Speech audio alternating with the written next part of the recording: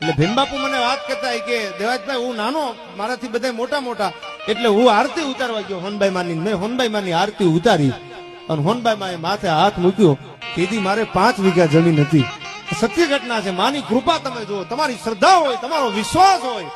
તો દુનિયામાં ક્યાંય રખડવાની જરૂર નથી ભીમબાપુ વાત કરતા કે 5 વીઘા જમીન હતી મારી 18 વર્ષની ઉંમર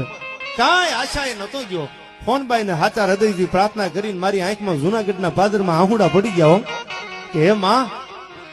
મારી આગળ ખાલી 5 વીઘા જમીન છે હું કઈ માગવા નથી આવ્યો પણ માં આહુડા હરખના પડે છે કે હું કેટલો ભાગ્યશાળી છું મારી આટલી ઉંમરમાં તારી આરતી ઉતારવાનો મને મોકો મળ્યો